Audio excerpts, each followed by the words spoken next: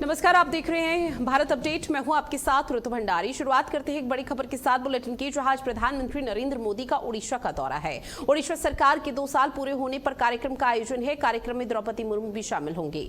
47,600 करोड़ की परियोजनाओं का शिलान्यास होगा। पीएम मोदी BCGCL की परियोजना की आधारशिला रखते हुए नजर आएंगे।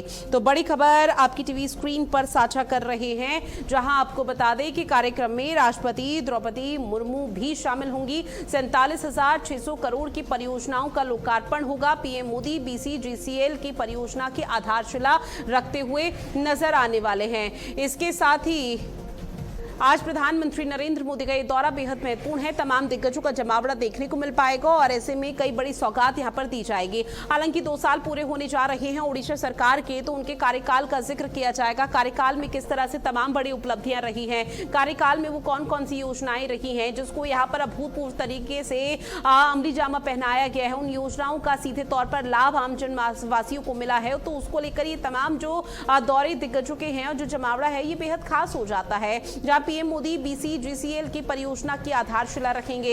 इसके साथ ही आपको बता दें कि आज प्रधानमंत्री नरेंद्र मोदी ओडिशा के दौरे पर हैं, जहां उनके दौरे को लेकर सभी तैयारी पूर्ण हो चुकी है। प्रशासनिक स्तर पर भी जो कार्यक्रम के आयोजन होने हैं, तमाम दिग्गज वहां पर पहुंच रहे हैं, बीजेपी कार्यकर्ता विशेषकर, और ऐसे में तैयारियों को अमली जामा अंतिम रूप पहनाया जा रहा है। कहीं किसी तरह की कोई लापरवाही हीलाहवाली की तस्वीरें सामने ना आने पाए, इसका ध्यान दिया जा रहा है। और ऐसे में दौरा बेहद महत्वपूर्ण हो जाता है, जहां पीएम मोदी BCGCL परियोजना की आधारशिला रखेंगे। प्रधानमंत्री नरेंद्र मोदी का यह दौरा बेहद खास है। इसके साथ ही आपको बता दें कि देश की राष्ट्रपति द्रौपदी मुर्मू भी इस कार्यक्रम में शिरकत करती हुई नजर आएंगी। तो ओडिशा सरकार के 2 साल का कार्यकाल पूरा होने जा रहा है, जिसको लेकर लगभग सभी तैयारी पूर्ण हो चुकी है। महज इंतजार किया जा रहा है प्रधानमंत्री नरेंद्र मोदी का।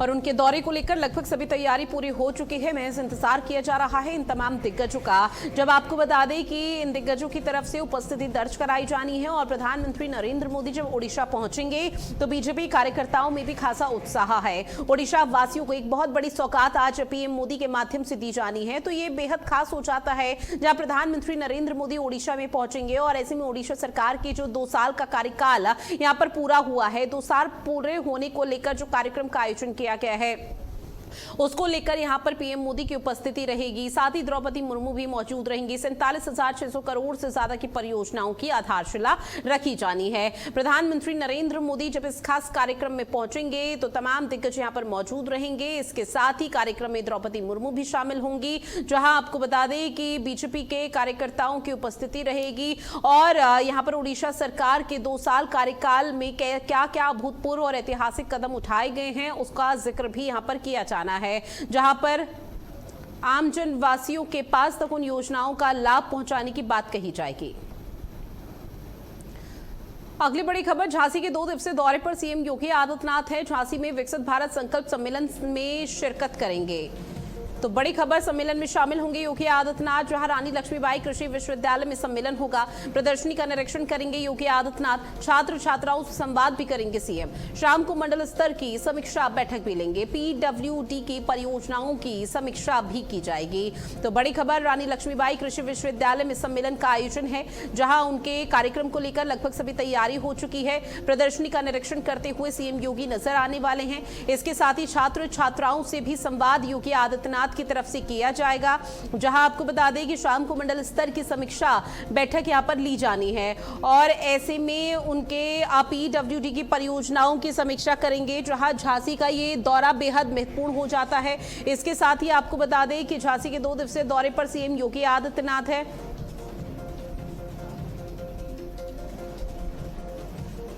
झांसी में विकसित भारत संकल्प सम्मेलन का आयोजन होना है और उनके दौरे को लेकर जो तैयारियों की तस्वीरें हैं वो निश्चित तौर पर देखने को मिल पा रही हैं। जहां पर सीएम योगी आदित्यनाथ झांसी जब पहुंचेंगे तो क्या कुछ निकलकर सामने आता है वो देखना बेहद महत्वपूर्ण रहने वाला है। झांसी के दौरे के दौरान जब प्रधानमंत्री नरेंद्र मोदी ओडिशा में रहेंगे, आपको बता दें पश्चिम बंगाल में रहेंगे और पश्चिम बंगाल से पीएम सम्मान किसान निधि की योजना के तहत किस्त जारी की जाएगी, तो सीएम योगी आदित्यनाथ भी बकायदा कार्यक्रम में झांसी में मौजूद रहेंगे और इन तमाम चीजों को लेकर एक कनेक्शन जोड़ा जाएगा। जहां पर एक तरफ किसान सम्मान निधि की जो राशि है, जो किस्त है, उसको यहां पर जारी किया जाएगा और सीएम योगी आदित्यनाथ की तरफ से किसानों को संबोधित किया जाएगा। ये बताने की कोशिश रहेगी कि डबल इंजन सरकार की तरफ से कैसे तमाम बड़ी सौगातें यहां पर देश के अन्नदाताओं को दी जा रही है, देश के किसानों तक पहुंचाई जा रही हैं। सम्मेलन में सीएम योगी आदित्यनाथ शामिल होंगे, इसलिए उनके कार्यक्रम को लेकर लगभग सभी तैयारी पूर्ण हो चुकी है। रानी लक्ष्मीबाई कृषि विश्वविद्यालय में सम्मेलन का आयोजन है। भारी संख्या में लोग यहां पर पहुंचेंगे, भारी संख्या में किसान यहां पर पहुंचेंगे। अन्नदाता जब पहुंचेंगे तो सीएम की तरफ से भी ऐलान किया जा सकता है। एक तरफ केंद्र की मोदी सरकार के 12 साल का कार्यकाल पूरा हो चुका है तो उसका भी जिक्र योगी आदित्यनाथ की तरफ से किया जा सकता है कि उत्तर प्रदेश के किसानों को किस तरह से इन 12 सालों में केंद्र की मोदी सरकार के तहत लाभ मिलता हुआ नजर आया है। तो कई ऐसे पहलू हो जाते हैं जिसको लेकर झांसी का दौरा सीएम योगी आदित्यनाथ का बेहद महत्वपूर्ण है। जब सीएम यहां पर पहुंचेंगे तो तमाम जो जनप्रतिनिधि हैं वो भव्य स्वागत करेंगे और उनके दौरे को लेकर किसी भी तरह की कोताही, लापरवाही की तस्वीरें सामने ना आने पाए, उसको लेकर विशेष तैयारी यहां पर की जा रही है और ऐसे में शाम को मंडल स्तर की समीक्षा बैठक भी लेते हुए नजर आने वाले हैं। साथ ही आपको बता दें कि बीजेपी के कार्यकर्ताओं में खासा उत्साह है सीएम योगी आदित्यनाथ को अपने क्षेत्र, अपने जिले में देखने के लिए और ऐसे में भारी संख्या में जब जनसभा संबोधित करेंगे तो इस दौरान तमाम लोगों की मौजूदगी भी देखने को मिल पाएगी। हाथरस में सीएम योगी आदित्यनाथ के आगमन की तैयारी तेज हो चुकी है। बड़ी खबर, 23 जून को सलेमपुर पहुंचेंगे मुख्यमंत्री। आपको बताते चले कि यूपी सीडा परियोजना का उद्घाटन करेंगे। प्रशासन ने सुरक्षा व्यवस्थाओं का जायजा लिया है। औद्योगिक क्षेत्र का डीएम और एसपी ने निरीक्षण किया है। तो बड़ी खबर आपकी टीवी स्क्रीन पर साझा कर रहे हैं। हाथरस में सीएम योगी आदित्यनाथ के आगमन की तैयारी तेज हो चुकी है। प्रशासनिक स्तर पर उनके दौरे को लेकर, कार्यक्रम को लेकर लगभग तैयारी को कैसे अंतिम रूप पहनाया यहां पर किया जा सकता है, उसको लेकर शुरुआत यहां पर की जा रही है। यूपी सीडा परियोजना का यहां पर शुभारंभ होगा। प्रशासन ने सुरक्षा व्यवस्थाओं का इस दौरान जायजा लिया है। इसके साथ ही औद्योगिक क्षेत्र का डीएम और एसपी ने मौके पर पहुंचकर निरीक्षण किया। बाकायदा अधिकारी और जो कर्मचारी वहां पर मुस्तैद हैं उनको ये हिदायत दी गई है कि कार्यक्रम को लेकर कोई भी लापरवाही की तस्वीरें सामने ना आने पाए। हाथरस में सीएम योगी जब पहुंचे तो उस दौरान मंच किस तरह से भव्य स्तर पर सजकर तैयार रहेगा। लोग जो वहां पर सीएम योगी आदित्यनाथ को सुनने और देखने के लिए पहुंचेंगे उनको विशेष तौर पर कोई बड़ी परेशानी ना हो, उसको लेकर भी विशेष तैयारी की जा रही है। इसके साथ ही सीएम योगी आदित्यनाथ चूंकि अब आपको बता दें कि हाथरस के दौरे पर भी रहेंगे और ये हाथरस का दौरा भी बेहद महत्वपूर्ण हो जाता है, जहां तमाम योजना परियोजनाओं का शिलान्यास और लोकार्पण सीएम की तरफ से किया जाएगा। 23 जून की वो आधिकारिक तारीख है जब प्रस्तावित ये दौरा है। 23 जून को सीएम हाथरस में रहेंगे। यूपी सीडा परियोजना का लोकार्पण शुभारंभ किया जाएगा। और हाथरस से मेरे सहयोगी पीयूष हमारे साथ जुड़े हुए हैं। पीयूष, चूंकि 23 जून को सीएम योगी आदित्यनाथ हाथरस में रहेंगे तो अभी से क्या कुछ तैयारी की जा रही है? ऋतु, मैं आपको बताना चाह रहा हूं कि ये जो है सलेमपुर पड़ता है जो कि औद्योगिक क्षेत्र में है पूरे तरीके से। वहां पर जो कि आगामी 23 तारीख को पूरे तरीके से सूबे के मुख्यमंत्री की आगमन हो रहा है और यहाँ के हाथरस के डीएम एसपी के साथ पूरा सरकारी तंत्र उनकी व्यवस्थाओं में लग चुका है। सबसे बड़ी बात यह है कि सवरी व्यवस्था यानी कि पूरी सारी व्यवस्था जिला प्रशासन ने वहां पे जाकर पूरा एक तरीके सर्वे किया है। सर्वे में उन्होंने अलग अलग बैरिकेडिंग के साथ साथ डीआईटी के साथ साथ और जो हाथरस के राजनेता या आसपास के जो राजनेता आएंगे उनके लिए भी पूरी अलग से बैरिकेडिंग व्यवस्था करी रही है। और ये मुख्यमंत्री जो कि औद्योगिक क्षेत्र में एक यूपी सोडा का औपचारिक उद्घाटन भी कर सकते हैं। बिल्कुल, और देखिए ये दौरा बेहद महत्वपूर्ण यहाँ पर माने जा रहा है, लेकिन कौन कौन सी वो परियोजना रहने वाली है जिसका लंबे समय से हाथरस वासी इंतजार कर रहे थे और सीएम योगी आदित्यनाथ हाथरस के नाम कर देंगे? बिल्कुल बिल्कुल, ये बहुत महत्वपूर्ण विषय है, महत्वपूर्ण बात है। सबसे बड़ी बात यह है कि योगी आदित्यनाथ जी जो कि यहाँ पर मेडिकल कॉलेज के साथ साथ जो है औद्योगिक क्षेत्र में जिस तरीके से एक बहुत बड़ा प्लांट जो कि औद्योगिक क्षेत्र सलेमपुर में लगाया गया है उसका भी शिलान्यास के साथ साथ और भी बहुत सारी यहाँ पर अपना एक घोषणा कर सकते हैं। ठीक है, आप पीयूष जानकारी साझा की उसके लिए बहुत शुक्रिया। इस बीच एक और बड़ी खबर, नीट री एग्जाम के लिए मॉक ड्रिल। जहां आज देश भर में एनटीए की मॉक ड्रिल है। बड़ी खबर, सभी परीक्षा केंद्रों पर मॉक ड्रिल होगी, जहां परीक्षा केंद्र पर कड़ी सुरक्षा व्यवस्था की गई है और ऐसे में कोई भी लापरवाही कल के एग्जाम को लेकर ना रहे, अनियमितता देखने को ना मिले, उसको लेकर लगभग सभी तैयारी अभी से की जा रही है। एक तरफ केंद्र सरकार पूरी तरह से मुस्तैद है, तमाम बड़े कदम उठाए गए हैं, तो वहीं दूसरी तरफ एनटीए की तरफ से भी विशेष तैयारी की गई है।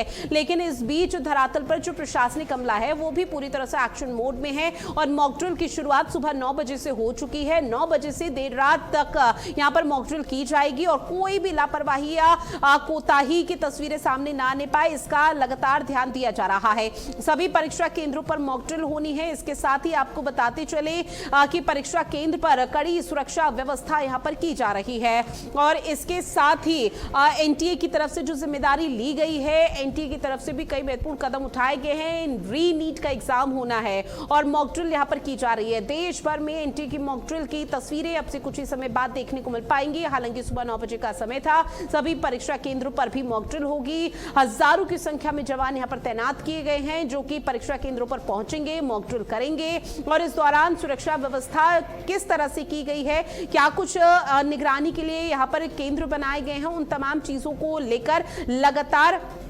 विशेष तैयारी की जा रही है और इसी के चलते मॉक ड्रिल यहां पर जब की जा रही है तो तमाम कदम उठाए गए हैं ताकि अभ्यर्थी जो परीक्षा देने के लिए पहुंचे उन्हें कोई भी यहां पर परेशानी ना होने पाए, उनके भविष्य को लेकर कोई खिलवाड़ ना होने पाए। क्योंकि पिछली दफा देखा गया था कि नीट के एग्जाम जब यहां पर लीक हुआ था तो उस दौरान किस कदर परेशानी हुई थी और छात्रों का पूरा साल बर्बाद चले गया था, जहां पर छात्रों की तरफ से लगातार सवाल उठाया जा रहा था कि हमने तो पूरे साल मेहनत की है, लेकिन जब बाद परीक्षा पेपर लीक की आती है तो उस दौरान हम लोगों की क्या गलती होती है, वापस से वो री नीट क्यों करवा दिया जाता है, री एग्जाम क्यों कराया जाता है। लेकिन अब 21 जून की तारीख जहां पर ऐसे पुख्ता इंतजाम किए गए हैं कि इस बार कोई गुंजाइश ना रहे पेपर लीक को लेकर या फिर कोई भी अव्यवस्था अनियमितता को लेकर। एक तरफ केंद्र सरकार की तरफ से टेलीग्राम पर रोक लगाई गई है तो दूसरी तरफ आपको बताते चले कि प्रशासनिक स्तर भी पूरी तरह से अलर्ट मोड पर है। एनटीए की तरफ से हैंडओवर लिया गया है, सीसीटीवी के माध्यम से भी निगरानी रखी जा रही है। स्नेह कमल मेरे सहयोगी हमारे से जुड़े हुए हैं। स्नेह कमल, चूंकि कल परीक्षा होनी है उसको लेकर अभी से क्या कुछ तैयारी? बिल्कुल, नेशनल टेस्टिंग एजेंसी ने जो है नीट यूजी की परीक्षा की तैयारी के लिए पूरी मुकम्मल और फुलफिल व्यवस्था कर रखी है। इसी क्रम में आज जो है मॉक ड्रिल भी चल रही है। सुबह 9 बजे का समय था, थोड़ा सा विलंब है। लगभग 2.5 लाख से अधिक जो है उसमें सुरक्षा कर्मी हो, चाहे स्थानीय पुलिस हो, के जवान हो, जिला प्रशासन, तमाम लोग मिलकर मैचिंग लगे हैं और लगभग इसके लिए 3 स्तरीय सुरक्षा बनाई गई है। सबसे पहले जो बाहरी सुरक्षा घेरा है तो वहाँ पर जो है स्थानीय पुलिस होगी, दूसरा जो घेरा है वहाँ पर प्रशासनिक अधिकारी होंगे और तीसरा जो अंदर का घेरा है वहाँ पर जो है अर्धसैनिक बलों के जवान होंगे। तो कुल मिलाकर जो तमाम केंद्रों पर सीसीटीवी कैमरे इंस्टॉल कर दिए गए जिसकी मॉनिटरिंग जो है एनटीए के माध्यम हो रही है। एनटीए सारी सीसीटीवी मॉनिटरिंग कर रहा है और इसको जो है इसका लॉगिन पहले या कंट्रोल कह लें वो भी एनटीए के पास है। कुल मिलाकर तो पिछली 2 चूक उसको देखते हुए एनटीए ने मुकम्मल तैयारी कर ली है। फुल प्रूफ मैकेनिज्म या फुल प्रूफ तैयारी को लेकर जो है एनटीए आज परीक्षा में कोई कोताही न हो, तैयारियों में कोई दिक्कत न हो, उसको लेकर जो है एनटीए ने आज मॉक ड्रिल किया है। जो परीक्षा पत्र क्वेश्चन पेपर की पहुंचाने की जिम्मेदारी या जो है एंटर सीट। ठीक है, अब चूंकि कल एग्जाम होना है और उसको लेकर विशेष तैयारी व्यापक स्तर पर की जा रही है। बहरहाल जानकारी साझा की उसके लिए बहुत शुक्रिया स्नेह कमल आपका।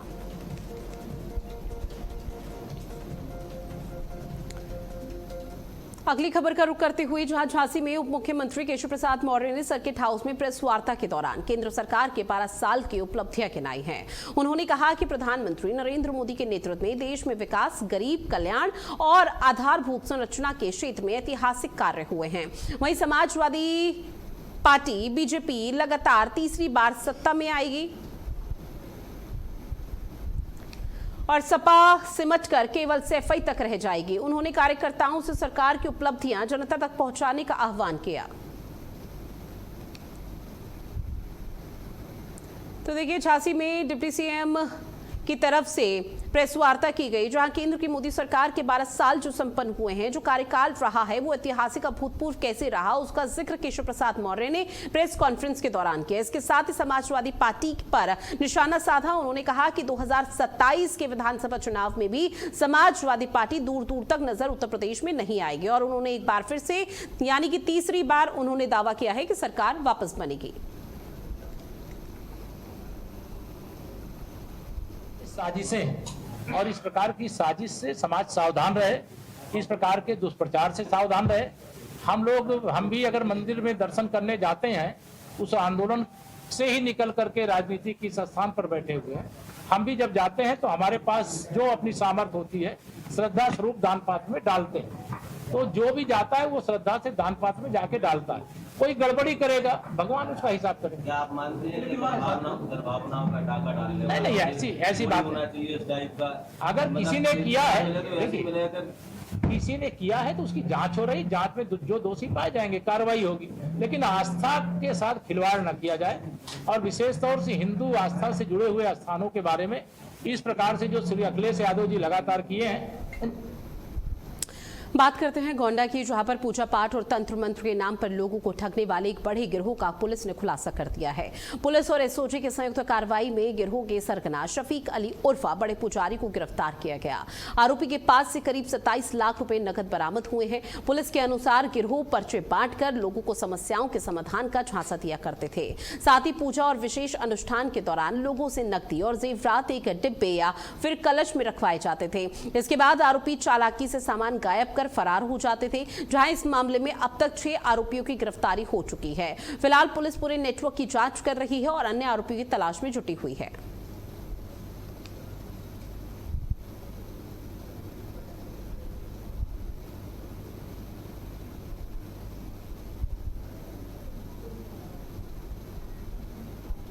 मनकापुर सर्विलांस एवं एसओजी गोंडा की टीम द्वारा एक सराहनीय कार्य करते हुए संगठित अपराध कारित करने वाले गिरोह, जिसके 5 सदस्यों की गिरफ्तारी 7 मई 2026 को पूर्व में की जा चुकी है, के मुख्य अभियुक्त शफीक अली उर्फ बड़े पुजारी पुत्र अनवर निवासी लिसाड़ी रोड मेरठ को आज दिनांक 19/6/2026 को बंदरहा मार्ग थाना मनकापुर से गिरफ्तार किया गया है।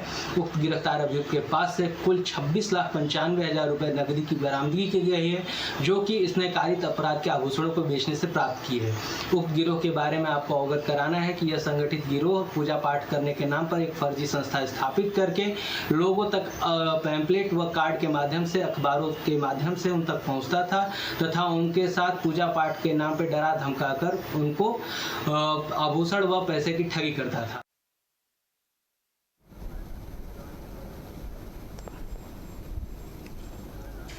केदारनाथ वर्मा मेरे सहयोगी हमारे साथ ज्यादा जानकारी के साथ जुड़े हुए हैं। केदारनाथ, इस पूरे मामले को लेकर क्या अपडेट है, क्योंकि पूजा के नाम पर पिछले कुछ समय से लगातार इस तरह के मामले सामने आए हैं जहां पर ठगी की वारदात का पुलिस ने खुलासा कर दिया। जी, ये जो मुखिया है इसके पहले भी और 3 इससे जो गिरोह के लोग हैं 4-5 लोग पकड़े जा चुके हैं, उनको जेल हो चुका है। ये जो मुखिया है, ये सरगना जो है, अभी तक ये फरार था, कल ये पकड़ा गया। इसके पास में 26,95,000 रुपए नगद पाया गया है कैश के रूप में। फिलहाल पुलिस का क्या कहना है कि आगे और भी किसी की संलिप्तता हो सकती है ताकि उनकी भी गिरफ्तारी जल्द ही की जा सके? इसके बारे में और तलाश कर रहे हैं और इससे और पूछताछ चल रही है कि और ऐसे घटना कहाँ हुई है, जबकि ये गोंडा के आसपास बहराइच, श्रावस्ती कई जगह पर ऐसी घटनाएं कर चुका है। केवल पूजा पाठ के नाम पे मतलब ये इनका ऐसा कार्य होता रहता है। केदारनाथ, आपसे ये भी जानेंगे, इन ठगों के पास से तकरीबन क्या कुछ बरामद किया गया? इसके पास से वही 26 लाख रुपए, 26,95,000 रुपए पाया गया। पुलिस का क्या कहना है कि आगे कार्रवाई के सिलसिले को कैसे बढ़ाया जा रहा है ताकि जो इनके साथी है वो भी पुलिस की गिरफ्त में आ सके? इसके साथ में ये साथी तो और गिरफ्त में आ चुके हैं। सरगना केवल फरार था, जिसको अभी लिए और अभी जांच से पूछताछ चल रही है। ठीक है, जानकारी साझा करने के लिए बहुत शुक्रिया केदार आपका।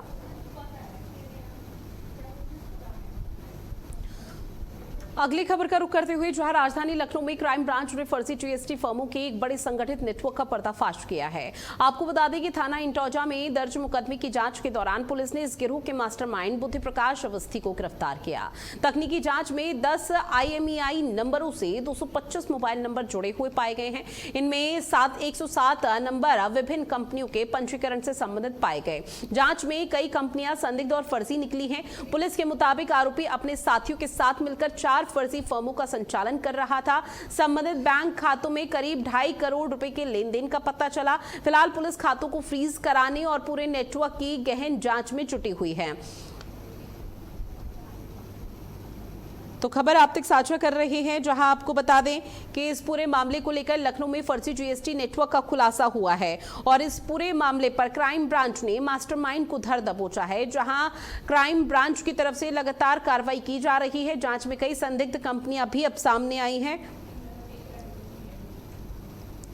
और लगातार जांच के दायरे को आगे बढ़ाने का प्रयास किया जा रहा है। किसी भी तरह से बख्शा ना जाए, बस यही एक उम्मीद के तहत इस बड़ी कार्रवाई को अंजाम देने की फिराक में क्राइम ब्रांच है। जांच में कई संदिग्ध कंपनियां भी सामने आई हैं, जिनको लेकर जांच के दायरे को बढ़ा दिया गया।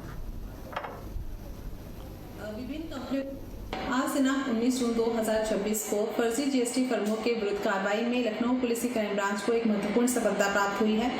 थाना इंटौजा पे पंजीकृत मुकदमा संख्या 156/25 में बुद्धि प्रकाश अवस्थी की गिरफ्तारी की गई है, जो कि अपने अन्य साथियों के साथ मिलकर 4 फर्जी बोगस जीएसटी फर्में चला रहा था। तकनीकी विश्लेषण के तहत संदिग्ध मोबाइल नंबरों की जांच में 10 IMEI प्राप्त हुए, जिनके विस्तृत विश्लेषण से 225 नए मोबाइल नंबरों की जानकारी प्राप्त हुई, जिनमें से 107 पर विभिन्न कंपनियों का पंजीकरण पाया गया है। संबंधित बैंक खातों की जानकारी से कुल 2.5 करोड़ रुपए का लेन देन की जानकारी प्राप्त हुई है, जिनको फ्रीज करवाने की कार्रवाई की जा रही है। मामले में अन्य व्यक्तियों एवं अब बात करते हैं कानपुर की, जहां आपको बता दें कि कानपुर में अब एक ऐसा मामला सामने आया जिसके बाद लगातार तफ्तीश को तेज कर दिया गया है और इसी के चलते अब डीएम के निर्देश पर खाद्य विभाग का शिकंजा देखने को मिला है। एक्सपायर्ड सिरप शरबत बरामद की गई है, फैक्ट्री सील कर दी गई है। खाद्य सुरक्षा विभाग ने बड़ी कार्रवाई को अंजाम देते हुए जाजमऊ स्थित विशाल भारत इंडस्ट्री को सील कर दिया। जिला अधिकारी जितेंद्र प्रताप सिंह के निर्देश पर यह छापेमार कार्रवाई को अंजाम दिया गया। भारी मात्रा में एक्सपायर्ड सिरप, शरबत, क्रश और सॉस बरामद किए गए। करीब 2,32,000 रुपए मूल्य की सामग्री को नगर निगम के भवती डंपिंग ग्राउंड में नष्ट किया गया। कार्रवाई के दौरान फैक्ट्री में मौजूद लोग मौके से फरार हो गए। वहीं 198 किलोग्राम अचार को भी सीज कर दिया गया है और उसके नमूने जांच के लिए लैब भेज दिए गए हैं।